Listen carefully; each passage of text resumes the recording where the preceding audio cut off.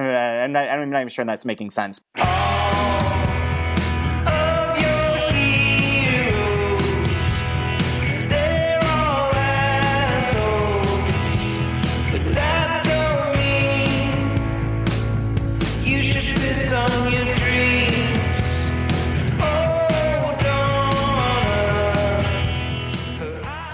Welcome to the 3% Podcast. This is Chad Post from Open Letter Books. I'm here with Tom Roberts from Albertine and New Directions.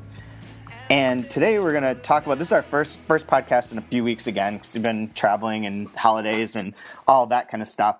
But we had a couple articles that we wanted to talk about today, and then maybe some other stuff as well.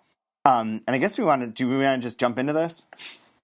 Sure. I think the thing that caught our eye first in relation to our reading, or at least my reading resolution from last year, which was to read, twice as many books by women than men. Yeah. Which, I mentioned on this podcast and then never again, occasionally to friends and that sort of thing. And you feel weird saying it because it feels like you're trying to pat yourself on the back. And that was totally not my intention. And then, so Gia Tolentino from Jezebel wrote this thing on the 7th of January, so about 10 days ago. And the title is, "Damn, you're not reading any books by white men this year. That's so frickin' brave and cool." I think I passed around the, literary book sort of people on Twitter and I assume on Facebook, although I'm not on there, talked about it quite a bit. And, she makes a lot of good points about how making these pledges or, claims and personal goals and all that sort of thing to basically just not read white men because there are so many white men in publishing and blah, blah, blah. She makes the case that it's all well and good to do these things, to undertake a certain, goal like this, but that publicly stating it is just sort of gross. I mean, yes. That's what she had to say. Early on, she says, I'm quoting here, "And as with pretty much everything that is rewarding in its own right, good sex, thoughtful cooking, giving your money away, spiritual practice, fitness, children, the nature of the reward skews inherently private, evident only in its natural effects." Which I agree with. You shouldn't get up on a soapbox every time you decide to read a book by a woman or, a black woman or, a woman from Africa. Yep. She says I've actually been reading a lot of Nigerian writers lately. The people who say that tend to be white people, the space taken up being interested in one's own. Here's why I'm reading X minority group is often counterproductive to the point. And her argument there is that instead of just talking about the books and promoting them and hopefully getting people to read them, you're sort of taking some of the attention back to yourself and noting how it's improved you and why you're so good and all of this sort of stuff, and that other people should do it. The idea being that people should do it to be better people as opposed to do it to get these people read more and get their perspectives sort of more in the zeitgeist in general, right? Yeah, and that to be reading them because they're good instead of making it all about power dynamics and whatever. She ends with this, that I'm only reading No White Men for a Year proclamations are starting to sound a bit like this single story. The emphasis on difference, the boundaries reinforced rather than dissolved. If you were a queer writer or a woman of color writer, would you want someone to read you because they thought they were doing something dutiful about power structures, or because they gravitated to you, not out of any sense that you could teach them something about diversity, but that they could then write about in a year-end essay, but that they just read you because you were good? Right, which reminds me, I can't remember who it was, but a black woman on Twitter who I follow in response to this actually mentioned this exact sort of thing where she said she was at a reading or something like that. I really wish I could remember who it was. And said basically that someone came up to her and said, I'm trying to read more, black women this year. And so I read your book. And the writer was just like, it made me feel so just like I hadn't earned the readership and it just felt gross. Yeah. Like if I wrote a book, I wouldn't want somebody coming to it saying, oh, I'm only reading books by, Americans from Connecticut. It's like, okay, like that's a very small group. I guess there weren't that many options, and you chose me. Okay, like it doesn't really feel like you earned the reader, right? Yeah, and I've like this. She puts in here like this Google search for like not reading white authors or whatever, and there's hundreds and hundreds of blog posts that are like a year of reading women. Why I only read women in 2013. Why a guy reading nothing but books by women. Year of women reading declared for 2014. All those things, and one of the things that always strikes me about this, of like I think it's very self-involved when people get into the like, I'm only going to do this, and it's basically like, why don't you pat me on the back for being like socially progressive and paying attention to this instead of just reading those books. Also, like these year reading lists. I think I said this when we first started talking about it. Seem crazy to me because I'm guessing that a lot of these people that are doing things like this are reading like 10 books, 20 books. Like if I tried to do something like this and it's like, I'm only going to read women for a year, it'd be like 100 books, which is a lot of books. And I would rather like be diverse in the reading for the year. Read a lot of women writers, read writers from underrepresented countries, read whatever, and also not think of it as a year, but think of it as a continuing evolution. Like I tend to get interested in specific things for a short period of time, like read a bunch of South Korean novels one after another, instead of just doing that, instead of saying like, I'm going to spend, January being my Women in Korean Literature month. Like, I don't know. There's something, I think you hit all the points of like, it is sort of like, it feels a little gross, a little bit like more self-involved than it is about the books themselves. Instead of just talking about the book, we talk about it within a framework of, this is my declaration of what I'm going to be reading and what I am doing.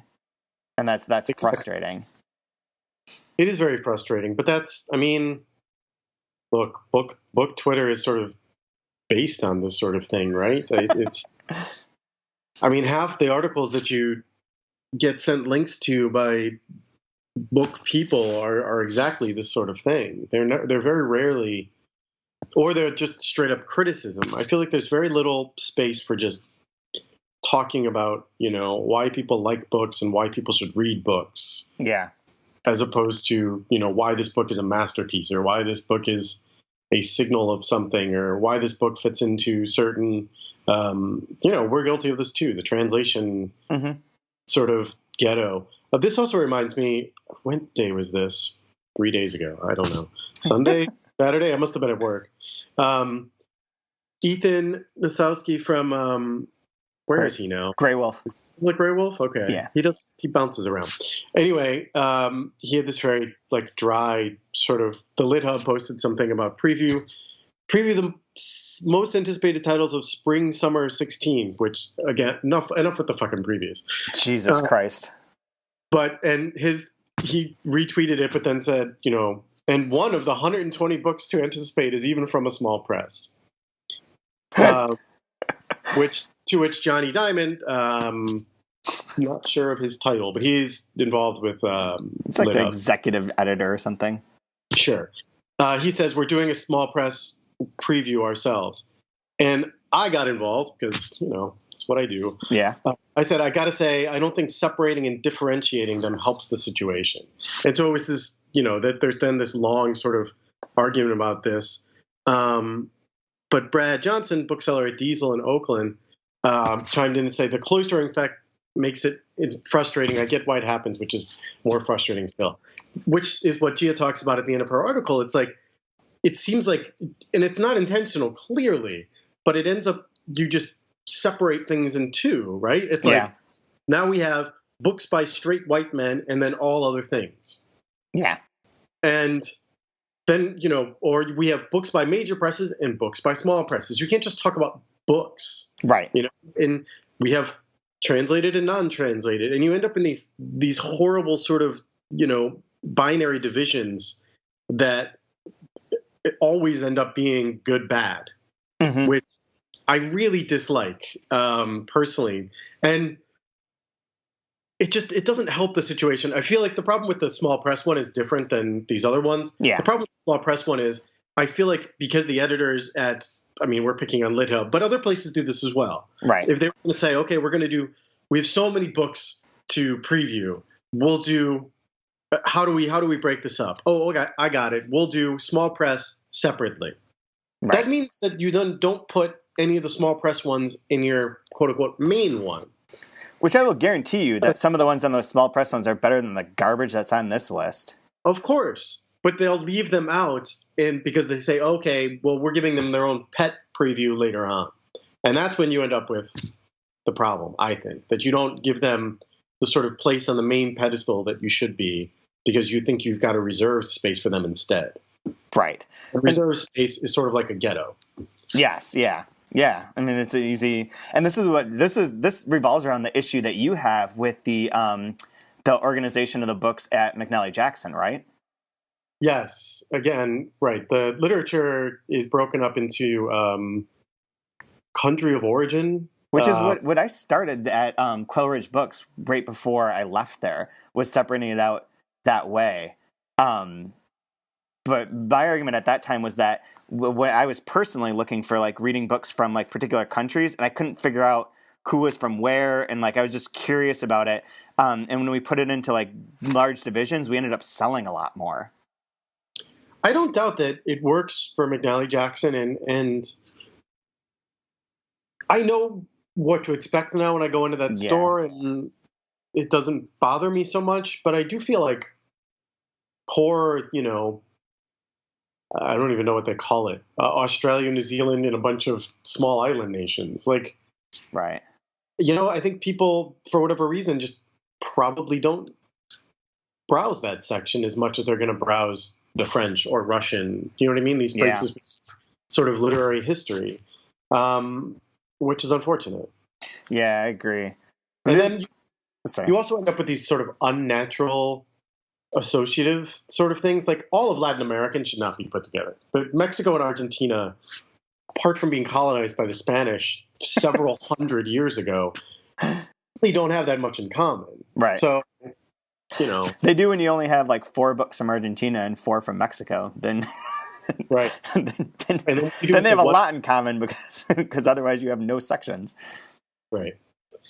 It's just weird. I just don't like it. And none of this is to say that people shouldn't be reading Black women writers or translations or anything. Not. Everyone should. I think that the thing that we both object to is this constant like announcing it as if you deserve the praise for having done something with your reading life instead of just reading the books and talking about good books. Exactly. And I think the fundamental thing, and I've been saying this since I started at New Directions, which is because I didn't like being put into that New Directions sort of gets put into this, they only do translations or they only do experimental stuff. And it's like, no, we publish good books. We want you to come and read what we publish because we do good books. And that's why I want people to discover books like The Argonauts or, Roxane Gay. I want them to find them because they're good, because they're recommended, because other people have read them and recommend them to them. Like, can you imagine saying to your friend, oh, hey, I read this book by Roxane Gay. It's pretty good. Oh, and on top of that, she's a Black woman. Like, as a selling point, that would be awful. No one would say that. No, so why absolutely do we not. talk about it, in social media the same? I mean, that's essentially what we're saying. Do you like Roxane Gay? I mean, I personally did not like those essays, but I do. She's really good for the publishing world. Yeah. I do think she's very perceptive and very smart about what's going on, and she's very good at calling people out and, making it stick and getting people to rally around her because she's so concise with the way she picks things apart. Yeah. She's very good for that. But yeah, I didn't love that collection of essays, but that was just an off side note. Just curious. But yeah, you would never do that. It's like, I mean, the same thing with another good example is Marlon James. Like, you'd be like, I really love that Brief History of 7 Killings book, but I'm never going to go up to anyone and be like, you should read it because he's a gay Jamaican. Right. Maybe that's the good way to think about it. Like, if you wouldn't say this to a friend in public, perhaps you shouldn't be saying this on social media as a book recommendation. It's just, you should be saying it's a good book. I agree. So you don't want to make any literary resolutions for 2016, huh? No, but I will, before I move on, say that so I only officially read, by the way, I'm terrible at Goodreads, and part of it I'll get to in a minute, but I'm not a big fan of the Goodreads process, but it did keep track of the books I read in full. I didn't put a lot of things up there where I was like reading, 40 pages because I was interested in something very specific. Like a lot of the nonfiction I read, I don't read the whole book. Mm-hmm. So I read 44 books, 26 by women. The math comes down to about 59.5%. So I came close. To sort of echo what somebody in Gia's article says, like, I don't feel particularly different. I feel like I read a lot of good books. Yeah. But I read a lot of good books anyway. Like, I don't waste my time on bad books. So I don't know. I don't really feel any different. I think a lot of the books I read, I would have read anyway. I don't think I had to like seek out books by women. Like, no matter what, I was going to read the Argonauts. I was going to read Apocalypse Baby, Sphinx. Like, these are things, I just would have read them last year anyway. Like, It's not like I read them because they were by women. And at the same time, you didn't really deny yourself a book that you wanted to read, but didn't because it didn't fit in, right? No, not at all. It was a weird year for the kind of authors we love, or at least I love. Like, Welbeck had a book come out, and so I read that. But there was no Javier Marias. That comes out soon. No Pynchon. Who else? No Martin Amis. DeLillo's coming out this year. Like, it's not like I was like, putting aside the white men that I read a lot of in favor of these other things. It's just sort of the way it happened. And yeah, I still read a lot of white Frenchmen for work. Think about these reading lists. That is the thing I think we feel like we should point out. You and I and anyone who works at a bookstore or a publisher or anything like that, you can't just like say, I'm not reading white men. Like, it's kind of impossible. You know what I mean? Like, that's half the world's population is men. So there's that. And then, we're going to end up reading books by white men just because of our job. That's just the way it goes, especially as a bookseller. Like, yeah, I can't not read these things if they're books that are being talked about. And on top of that, and God, I really hope I don't come off sounding like a men's rights activist. It's not like there aren't white men who write really good, smart books. Right. This is true. Them all. I get it. Some are pretty awful. And look, if you pick up Jonathan Franzen and if you don't get a whiff of sexism in 20 pages, I think you're kind of tone deaf to it because it's there and it's, pretty much throughout the book.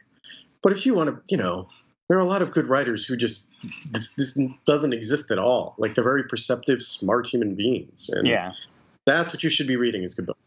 So yeah, I'm off Goodreads. You will no longer be able to see what I've read. I will talk about it. No, but part of it is like this whole, and this also sort of goes back to people sort of a little surprised sometimes when I tell them I hate going to readings because I don't like watching authors read from their work. That's interesting. Because, and part of it, my argument always is that it's dissociated from the reading experience. Yeah. And it's a personal thing.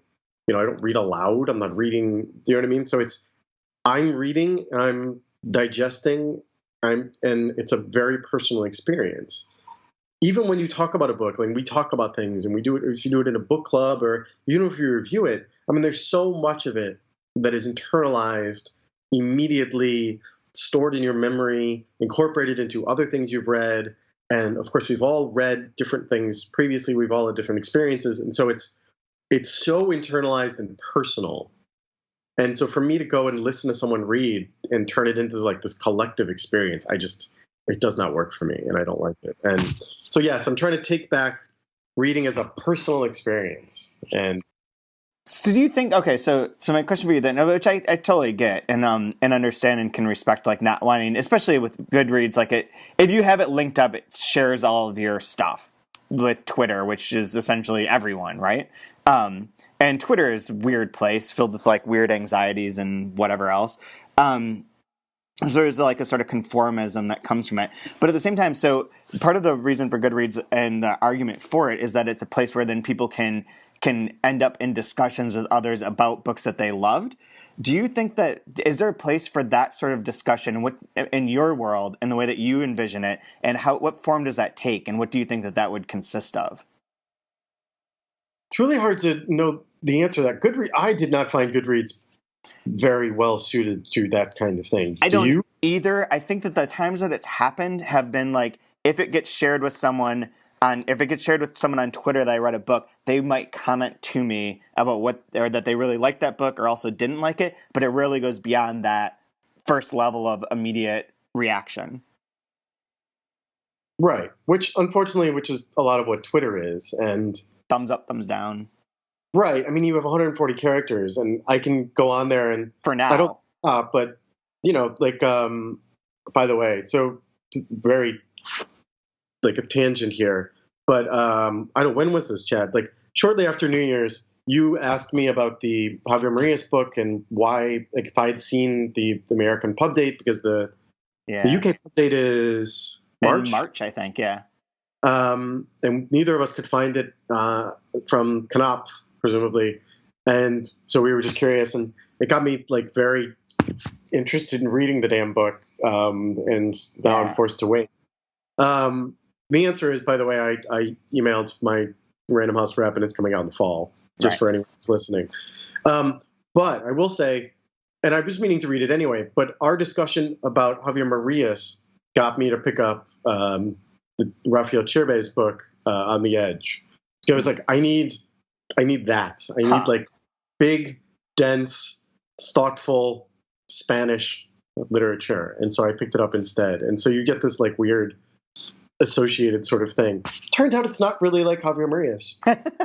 No, I wouldn't have compared those two, because it's less the part that we ran of his other book, Crematorio in Thousand Forests. It's a little bit more like there's long sentences, but it's less eloquent, or not eloquent, like mannered. The way that Marias is like a little bit mannered, and like formalist in a sense. It was different than that, at least in this section. It was a little bit more not stream of consciousness, but a bit more in the vein of a little gritty, a little bit direct in that sense.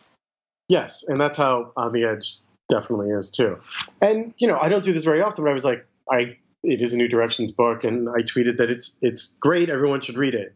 And it gets a few mentions here and there, and even like a week later, people are like talking about it. I hope people pick it up and read it, but there's no room to actually talk about why they should read it. You know what I mean? Mm-hmm. You have to just say it's amazing and hope that people respect my opinion about these things and understand that I'm not just like a book, peddler who loves everything I read and I'm going to force everything down your throat. I'm not going to say every book is amazing. I don't do that. Right? So Twitter is not the place for this, despite the ability to like say this is a great book and hope that, it reminds people to pick it up or look at it or give it a chance or that sort of thing.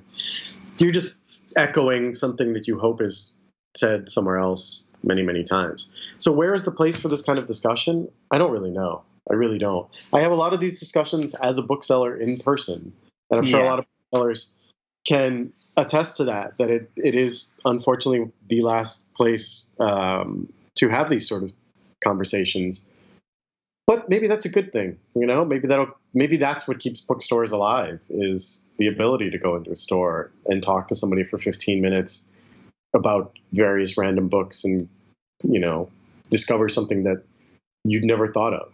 It works both ways, I think that the bookstores is where I think that could take place the most easily. Although if you don't have a bookstore or an independent store or a store that's not that great in your town, then you're cutting out a huge portion of that. I mean, part of the idea of social media and Goodreads or whatever is that the person living in Idaho, in the woods, because they like to live in the woods and whatever, and their jobs there, can also discuss Thomas Bernhard with someone in New York, without having to fly to a bookstore to discuss it. Yeah. For whatever reason, there has not yet been a fully like user-friendly version of this developed. Partly it's because Goodreads, because of the reviews, partly because they do want you to buy it. It's sort of like a digital bookshelf kind of thing. I think if you stripped all of that away and just had like space to discuss books, it might be different. I mean, they have all these things of like, there's this, that I'm part of these groups on here, like 2015, the year of reading women. Join us for a year of member-run group reads to make the 2015 the year of reading women. And they're currently reading 2 books on here. and there's people who post things. I guess there's like, let me just look at one of these. For Romola by George Eliot, there are 20 posts about it. But personally, I don't know that this is that much. Oh yeah, this is not. These aren't really reactions. Basically, I just picked it up. I just got it from the library. Do you like it? I like it. Yes, I just started. I read the introduction. I just edited my book thing, so on and so forth. I don't know that this is really a discussion. It gets going, I guess, towards the end. But I don't know that if that's what you mean, like as the forum sort of aspect, that seems hit or miss at the same time. Right. Yeah, I mean, this is a really hard question. And we're trying with the 3% book club things of having like The Weight of Things by Marianne Fritz, and then also a poetry book, the Tomasz Rzyzewski or whatever his last name is, 12 Stations, was to try and like just in some ways to frame so that I could have a post every week about those books, so that those books keep coming up, and to try and like find new things to say about them, or to talk about them, or to see people's reactions. And I saw that today. Someone on Facebook posted their write-up on like their thoughts about The Weight of Things for the book club. So I guess there's like some part to that, but it's so asynchronous. There's no way to have a conversation. It's more like posting things and sharing them instead of like discussing it. Right. Although we should try and talk about it on the podcast. We could probably have the translator on here as well. Yeah, I got my copy in the mail. By the way, Dorothy. Yeah, go on. They handwrite thank you notes on the back of postcards that they slip into the package. God bless them. I love that. Nice. I'd be curious to see. I've seen that people are actually seem to be reading this book. At least the people that are interacting with me, like all 12 of them. But I think you'll be done with it in like a day. It's pretty quick. Yeah. Okay. I read it on the plane. Yeah, maybe I'll read it on the way back from Winter Institute after I'm done with. Oh, you're going there soon. Yeah, I leave Saturday. Jesus, I'm glad I'm not part of it. Are you going to? This is a little bit of entertainment for anyone listening who's not part of the bookselling and or publishing world. But are you going to Jeff Waxman's literary dispensary? I assume I will get dragged there. Will not be partaking. I don't know. Sounds like a weird night. I think you should. Since to fill that in, Winter Institute's taking place in Denver, where weed is legal. So I believe that there is a gathering of booksellers and publishers who are prepared to eat some things and smoke some things and talk about books. I think you should podcast from there. I'll take lots of pictures. How about that? Good enough. All of which will be potential blackmail. I mean, you'd have to do something crazy because I mean, just getting stoned in Denver is not that much blackmail. No, but you know, the way people look when stoned as opposed to the way they look when drunk. The things they do. Oh boy, yeah, that would be interesting. that'll be something. Anyway. So this is a bit of a side note, but I want to throw it out there before we go into the author thing. Did you see that, is it Biblibio? That Madel Radzinski, she writes that blog that does a lot with women in translation and women in, like, reading women, I believe. But I think the women in translation is mostly her beat. But she posted a whole thing using a lot of our statistics from our database on like the number of women who had been published in 2015 and like the percentages and all that kind of stuff, and saying that it's time for change, so on and so forth. It's related to what we're talking about with the list, although a little bit different. In that I think it's less when you're talking about doing more books by women in translation. It's more about doing that as a business practice and less about like, hey, look at me, I'm going to be doing only books in translation. But to add, in case she listens, I think she listens to this podcast or she's aware of it. And she talks about a lot of these percentages and why they're really bad, and that like New Directions was at 20%. And seemingly more aware or younger presses like Deep Vellum and Open Letters scrape by with 33% and 30% respectively. There are two things that I wanted to point out, three things in relation to this article. One is that she's using it the same way we generally do in talking about things in terms of years. Like the calendar year, whereas a lot of times our seasons will be even but overlap. calendar years, so they're not always balanced the way that you would think of it as being. So like looking at, and we're only doing 10 books, which is a little discursive. But the other thing is she's talking about how it's slowly changing, but it's not fast enough and it needs to change now, is that if we sign on a book today, like we just did, of a female author, that book will not be available until 2018. So like as much as we want things to change quickly with this, I think that we have to be aware that there is a lag time between signing something on, getting it translated, getting it into the system, getting it published and available to people. And then thirdly, I think that there's a lot that that people who really want to change this scenario that should be doing to promote the books that come out instead of having them sell very, very, very, very, very, very, very poorly, as a number of ours have done. That would help, boost the whole thing. Like, let's talk about the books a little bit here too, instead of just looking at numbers from translators. I agree. Yes. Those are my 3 points in case she's listening or someone who knows her is listening.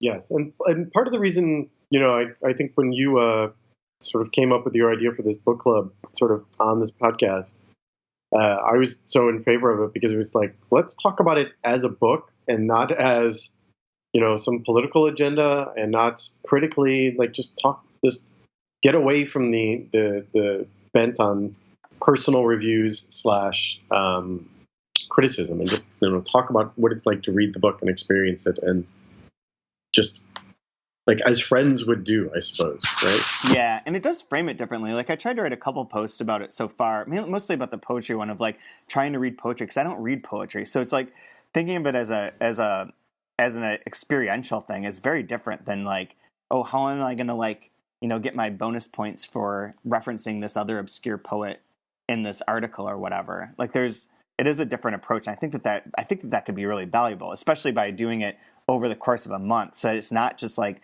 and there's so many problems with like listicles and how annoying all that is. But like this LitHub thing of like most anticipated, like I think you mentioned this on Twitter too, is like no one's going to talk about these books in a few months. Like it's on this list and then it's gone. Some of the books are going to come out and be shitty. Like all of it's like this weird, it's just designed to create buzz. And a lot of these books that show up on lists just never get talked about outside of that. It's like, this book was on like the 10 best books for the month of April from Flavorwire. Like, gives a fuck. Like, that's great. That's good for like getting people to maybe purchase the book, maybe. But what if, there's no follow up. There's no more to it. And I think that was part of the motivation too, is to try and get like, let's talk about these things for a few days instead of just like, oh, here's a list with one paragraph and it's gone.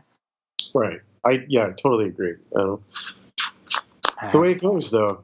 Like we don't know which books are going to be the runaway success. We don't know which one is going to be amazing or just middling, and I think you're going to like The Weight of Things because it's pretty dark, and it's like it's emotionally savage.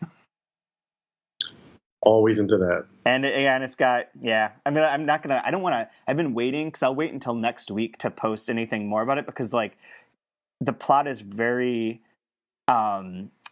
The time is sort of runs backwards, not directly, but like a lot of the emotional weight to it comes at the very end when like the last bits of the plot fall into place. And if you give those away too early, it's sort of, I don't want to spoil it in that way. All right. People. I'll give you a little time too, or give everyone a little time. But the other thing we want to talk about was this thing that oh shoot, where'd it go? Oh, here it is. That Philip Pullman resigned as Oxford's literary festival patron over a lack of pay for authors, and the argument that authors at literary festivals deserve to get paid.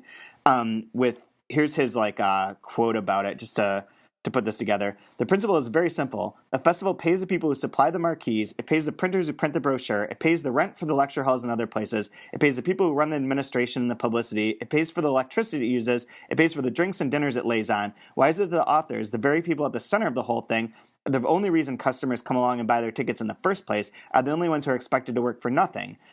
And then he goes on to say, the publicity argument doesn't work. Well-known authors don't need it, and the less known will never sell enough books to cover the cost of being away from the work that does pay, and not very well at that. Expecting authors to work, because it is work, for nothing is iniquitous. It always has been, and I've had enough of it. So I have a lot of mixed feelings about this. The Oxford Literary Festival is worth noting that it is a registered charity, which is sponsored by ticket sales, donations, other corporate sponsors, so on and so forth. It is not making money off of like their festival. But I have really mixed feelings about this, and I'm not sure even how to parse them. So much as like the initial thought is, yes, authors deserve to get paid.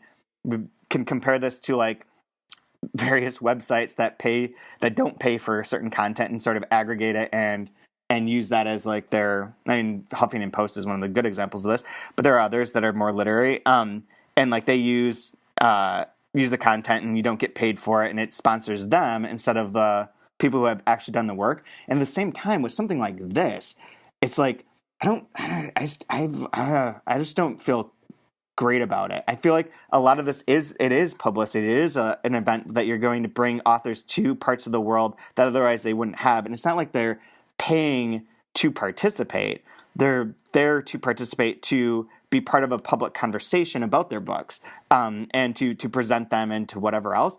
And I feel like if they started paying people, it would end up like this really weird lopsided situation in which festivals, there'll be like a couple festivals that are paying people nicely, and everyone else is just getting like whoever's willing to come for free, and it's generally not going to be top name authors, and that's going to be hard for like people in other parts of the world that don't have exposure to stuff to get exposed to these sort of things. I'm not even sure that's making sense, but I had a lot of weird thoughts about it when I first read this.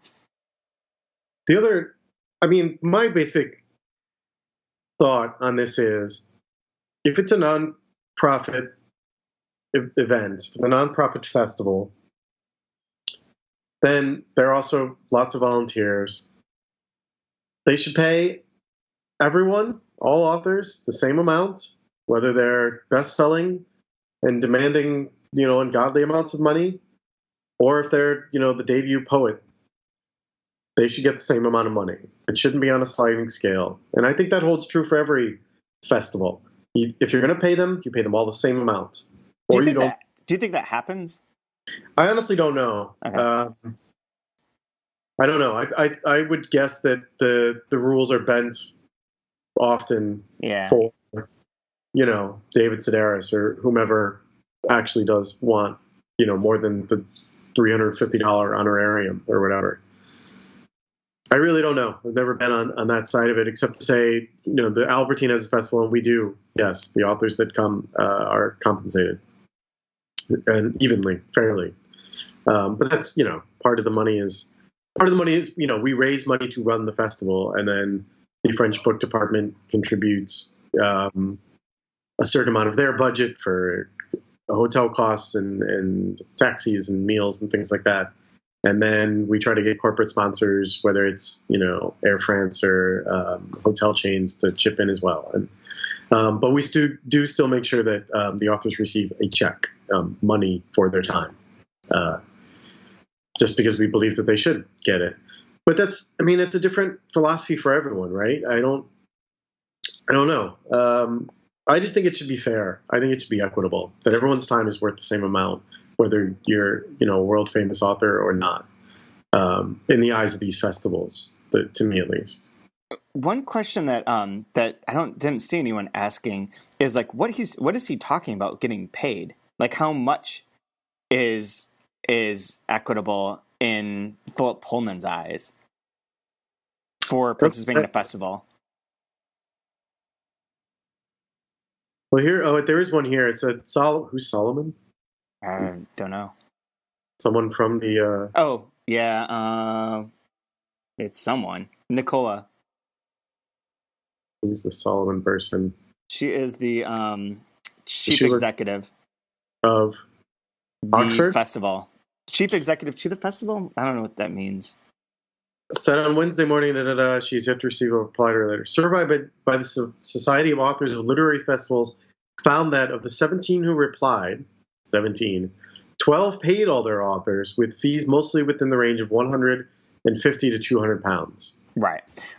So in that case, like, it's not that bad. My fear would be that there would be the people who are like, well, I could need $10,000. Since you're paying people $10,000, I'm not going to do this equally. If it's equal and it's like a modest amount like that, it makes sense. But like, it's also like, yeah, authors are doing the work and it's taking time away from things, but their work is writing the book, which is done. Which, when you said like you don't want to see people reading it, like, a lot of these authors are shitty at that. Like, they're just bad at it. And like, to be demanding payment for the work that they're doing, which is butchering their own writing when they read it out loud, it's kind of shitty when their work has been done and they have been paid and they will be paid in royalties theoretically. I don't know. Yeah, I mean they deserve it, I suppose. I don't know. I also know that like Penworld Voices doesn't pay anyone that we've sent there. I don't know if they pay other people. Instead, we pay for it. Like we essentially pay money to be part of the festival. Yeah, no, they don't pay anybody. No. Do you think? I wouldn't be surprised if it paid a couple people. Yeah, I don't know. Like I said, I feel like these rules probably get bent. I really don't know. But there is a follow-up article that just came out today saying that the Oxford Literary Festival is considering paying authors following this outcry. They're looking at it to try and figure out how to do it for 2017. The last year that they didn't were audited, the festival lost £18,000 in 2014. Right. Paying each speaker would require an additional 15% in costs, or £75,000 for the 500 speakers across the 250 events that are taking place in 2016, which would presumably mean they essentially need to raise £100,000 to be able to pay everyone. So 75,000 divided by 500. Yeah. They're talking about giving them £150 each. Yeah. That's a reasonable amount, but that does add up. I mean, you could... Exactly. The result of it is going to be, if they went ahead with this, the result's going to be that there's going to be, instead of 500 speakers, 100 speakers. Yes, absolutely. And that's not the best. We already all talk about the same 5 books, and we're just going to see the same 5 people reading over and over again. Maybe. Yeah, I mean, that's the other... I mean, maybe I'm just cynical, but there's also... I can envision a scenario in which, you know, the board who's trying to decide on which authors to invite, knowing that they have a limited budget to offer money, is going to say that, okay, you know, we're going to have fewer events. So who do we want at our headline? And then they're just going to cut out events that would have been for, like, you know, the debut poet or whatever. You're right. It's end up being the big draws. It's not that they're going to get more money. It's just that they'll be the only ones invited to get money. Right. As I think what would happen. That's sort of disappointing. I like more diversity with all of this stuff than, I suppose. I agree. And part of it is, to me, and look, I say this as someone who is not a published writer, but who does occasionally get invited to these kind of things. It is interesting to go and speak on a panel or, you know, talk about something you've done for an hour and get flown to somewhere interesting and hang out with some really interesting people. And, you know, it's not like authors are paying to go to these things. Their transportation, their hotel, all their meals are paid for. Yeah. They're being treated.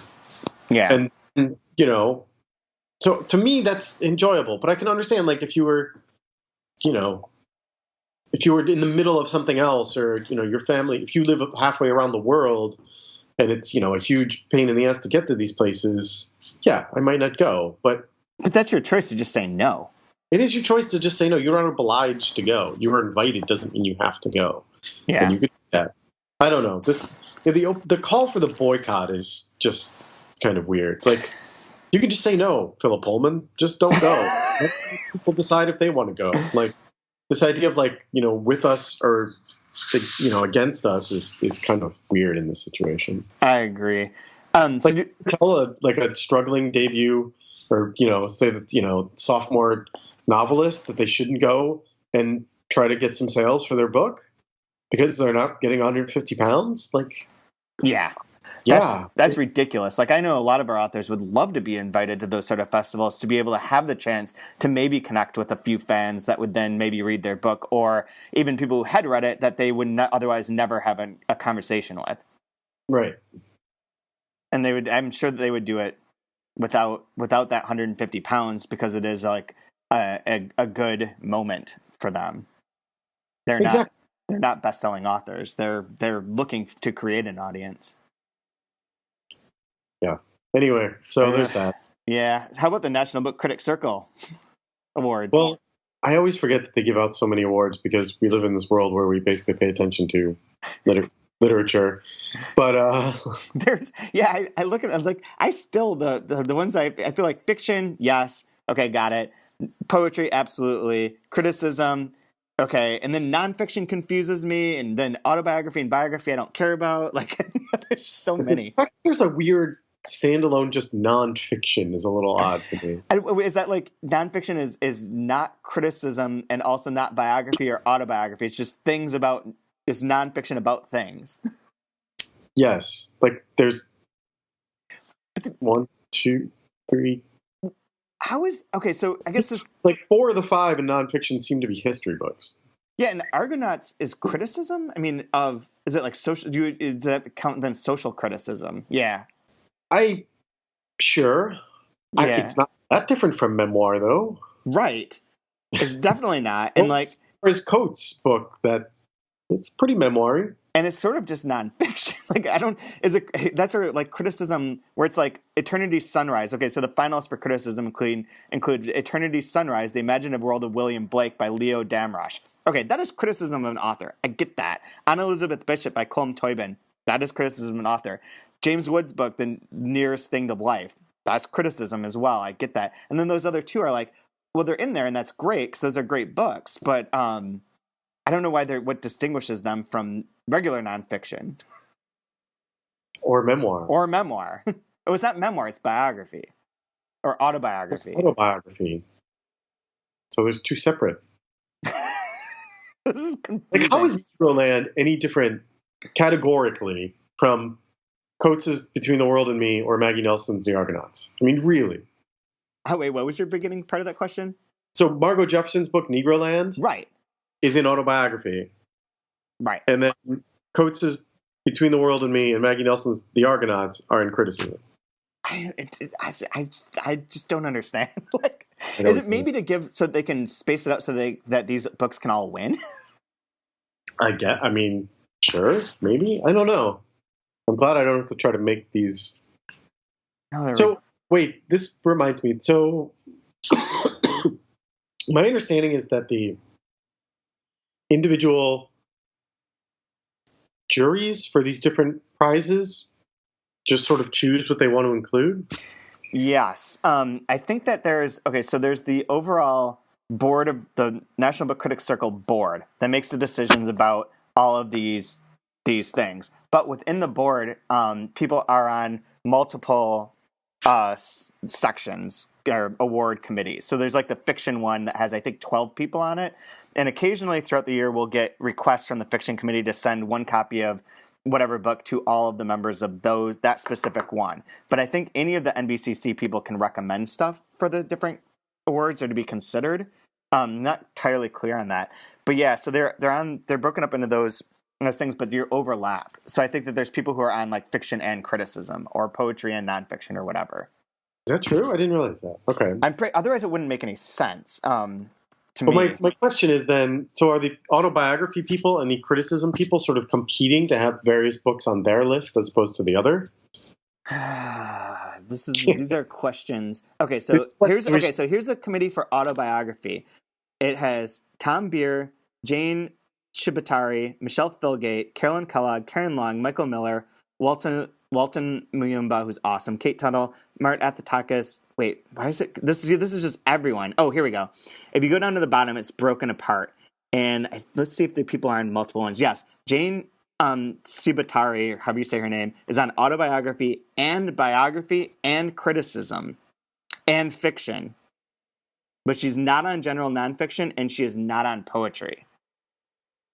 And Mark Athatakis is on general nonfiction, but not poetry. He's on fiction. He's just on fiction and nonfiction. So they are split up where they're on multiple groupings. Okay. This is fucking confusing. But but so they announced their list, their finalists. And I guess the big one is for the podcast and for people we know is that for fiction, the finalists are The Sellout by Paul. Is it Beatty Beatty? Beatty, yeah. Fates and Furies by Lauren Groff.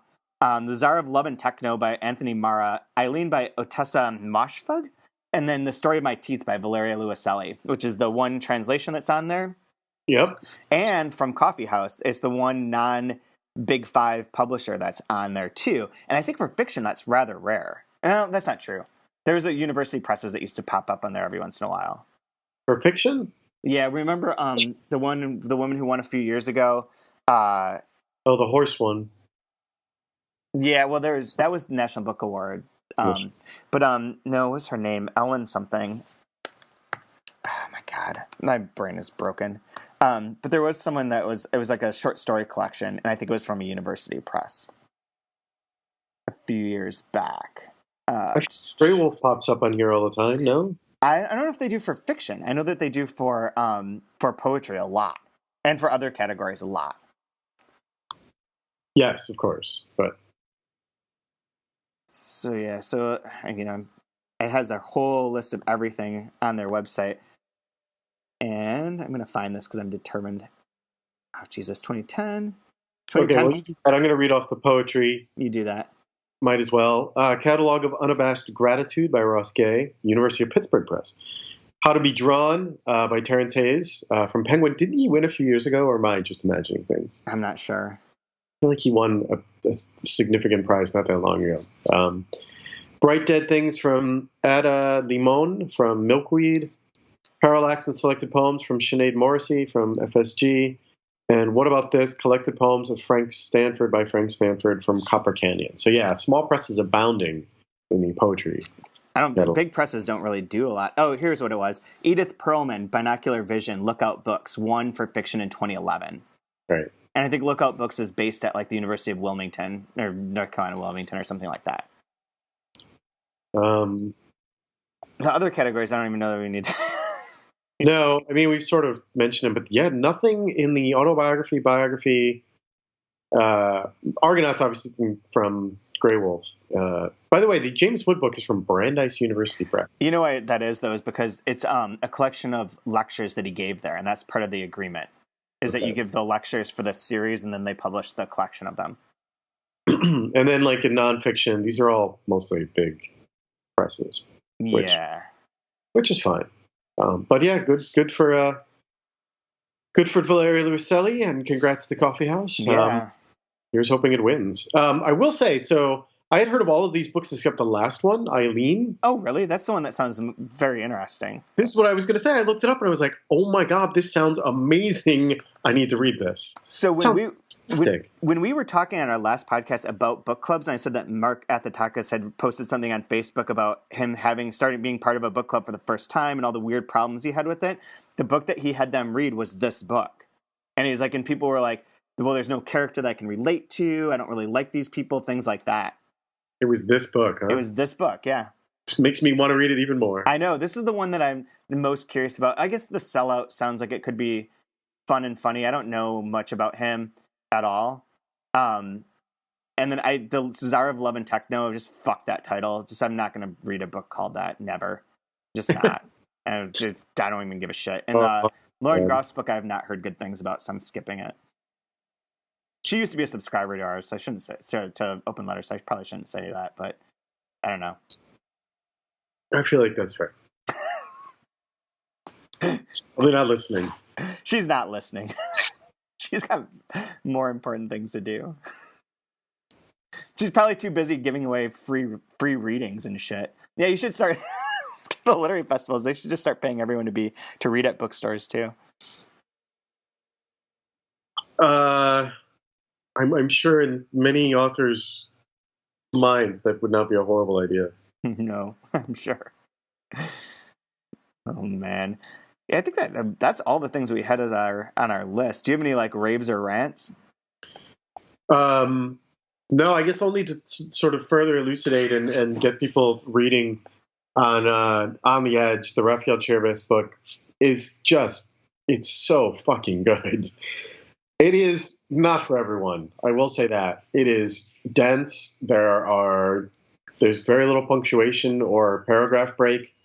The point of view switches sometimes mid-paragraph without much warning. And not really switching, but, he tries to... He quotes people, but there's no quotation marks and that sort of thing. But in terms of just a ruthless sort of portrait of small town or whatever, medium-sized / small town sort of life in Spain at the peak of the horrible economic crisis from 2008 that lasted. I mean, it's still sort of going on. Mm-hmm. Like just the way it's laid out, and of course, it being Spain, he harks back to a century of rivalries and political and interfamilial, and you get a lot of stuff in there, and it does remind me of Maria's in that way, that it very skillfully brings in all of the sort of historical political stuff.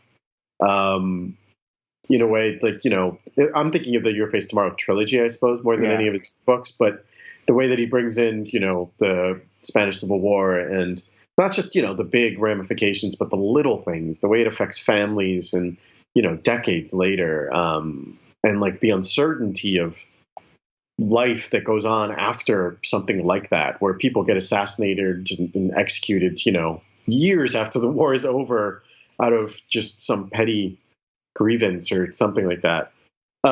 It is an amazing book, and incredibly well written and incredibly well translated by it's Margaret Joel Costa, who does Maria's, who does a lot of people, but it is really phenomenal. I want people to get out there and read it. But yeah, it's 400 pages of dense stuff. So, and another eye on the cover.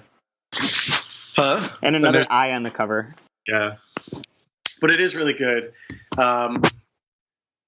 Yeah, I don't know, and I guess I just wanted to say, in terms of reading goals, which you didn't really offer one, and I'm not really going to offer one either, but I think my goal is to just really read what I want this year, and I don't know. I feel like I don't do well with the constraints in any way, shape, or form, and I often buy things and a week later realize that I'm not going to get to it anytime soon, and that sort of thing. And I just sort of stumble into things, and I'm going to keep it that way, I think. Yeah, I'm going to try and mix some like reading a lot of like books that are coming out this year, which I generally don't do as much of as I feel like I should, with reading some more classic things. I'm going to finish Finnegan's Wake this year for sure. And then I want to read more poetry stuff, like just one book a month. Just to do it, like just to see, like I feel like there's interesting things I'm just missing out because I'm stubborn. Just one thing about the Turbase too. So this is the book that we're going to talk about for the book club on the website next month. And people were initially saying, well, it's not available until the end of the month. It is available now through Amazon at least, so they must have shipped already. It's not a firm on sale date. It was. So for anyone looking for it, I think it's out there now. I don't know the ship date from the Norton warehouses, as I'm not in the New Directions office quite as much anymore. But there's a good chance it's already out there in stores too. Right. Yeah. I haven't I've been waiting for the final version because I just read Tri-Midi 3 in the galley, and I've just said I'm just done. I'm not reading galleys anymore. If that's not possible. I was reading the Turbase in galley form, and about halfway through, I was, meeting someone from New Directions, and I was like, hey, if we have copies in, can you bring me one? Like, even though I have my galley, our galley was way into the gutter. Like, the text was running way into the gutter, which is, for people who don't know, like the middle of the book. And it made it very hard to read. So yeah, when have I become such a snob? I really don't like galleys either. And this one, the Tram one has a lot of typos in it, and it's just like infuriating to me now. Like, I can't stop seeing them. It's like one of those things like it should be like, oh, it doesn't matter, it's okay. And it's like, no, god damn it. It doesn't matter. Yeah, it doesn't. Fuck. Yeah. What else? Oh, speaking of galleys, I just saw somebody on Twitter posted a photo of two galleys they'd gotten on the same day. One being the next book from Maggie Nelson, The Red one, yeah. Can't remember what it's called, but it's a follow-up to sort of to Jane, the murder mystery sort of thing involving her aunt. It's the trial. She sat through the trial. I forget what it's called, The Red Matter or something like that. Red Parts. Red Parts. So there's that, but the other book that this person had was Zero K, the new novel from Don DeLillo, coming out in May. Are you going to read that? I would, of course I'm going to read that. I'm a huge DeLillo fan, but I'm not going to get a galley for that. One, because we don't have an account with Simon & Schuster, because they do maybe one book translated from the French per year. They do maybe one book a year that's actually interesting too. Right. Yeah. Fuck you, Simon and Schuster. So we don't have an account with them. I don't know a rep there. I'm not going to get sent this book. If there's any bookseller out there who would like to pass along their copy to me at some point, I would very much appreciate that. Of course, I'll buy a copy when it comes out because I love his books. But I'm dying to read it just as much as I'm dying to read. Oh, I already ordered a copy of the Marias from the UK. Did you? No, I was going to through the book depository, but I haven't yet. Yeah, that's where I did it. I refused to use Amazon, but I don't. Yeah, the book depository is the best for that. Yeah, even I was obviously pre-ordering. But, it goes through as a normal order. They even sent me an email the next day. They're like, by the way, this is a pre-order. You're not going to get this for a while. Is that okay with you? We can cancel your order. If not, it's like, no, it's fine. I totally understand what's going on here. Yeah. But it was very nice of them. There's something, I feel like that I did something wrong last time when we were doing this with the, because when we did when the Infatuation is coming out, we talked about the same thing, and I tried to pre-order it, and I fucked up and ordered the wrong book. I ordered the US version of the Infatuations from the UK, so it just never came. So that book did a lot of traveling. Yeah, it just didn't. Yeah, it just didn't. I ended up canceling it and just ordering a normal thing, just getting it through the regular bookstores here in America. So I'll probably end up waiting and getting the one here. Maybe not. I'll try and do it because he is one of my favorites too. Yeah, I mean, the list of people whose books I will read the minute they come out. I mean, he's on there. That's for sure. When do you think we'll get a new pension? Do you have any idea? Do you think we will? I mean, I hope so, but you never know. You never know. It's getting up there. Isn't there supposed to be a huge Cormac McCarthy book too? Oh, I have no idea. He's hit or miss for me. I don't love the way most people do. Yeah, I didn't like The End of the Road at all. But I feel like I read somewhere that he had some new book that's 1,000 pages or something crazy. Jesus. Yeah, like one of those things. But yeah, I hope there's a new pension book. That would be fantastic. Yeah. Anything else? I don't think so. I just realized I have another conference call in 20 minutes. God damn it. Hope you had time for lunch somewhere in there. That's what I'm going to try and do. Yeah, I don't think I have anything else at all. I'm excited that the Panthers are going to go possibly the Super Bowl, which will be very exciting. Oh, I'm going to miss both games. Oh, that sucks. Because I'm at Winter Institute. I might see part of the first one. But, that's right. So you'll be there. I will also be in Denver. Yeah. Shit, yeah. We'll see. But is Denver 1 hour? Is it Central Time or is it Mountain Time? It's Mountain Time, isn't it? So that game's gonna be at 1 o'clock. I have no idea. I'm gonna miss them. I'm just counting on the fact that I'm going to miss all or most of these games. I'll keep you updated, especially as I get drunker during the evening game. You can send me pictures of stoned people. I'll send you pictures of exactly stoned booksellers. Yeah, it'll be something. It'll be. It's gonna be a Lit Hub story. It's gonna be one of their who is at the literary dispensary and pictures of everyone with what Tom Roberge was wearing there and who was the best at holding their who ate which munchies. It's totally gonna be a Lit Hub. I'll bet you I can read about it next week. I will try to stay out of said article. I wonder. I mean, I can almost predict who's going to write it. I can almost guarantee that that's going to happen. We shall see. Well, there was one last year about it. So was there really? Oh yeah.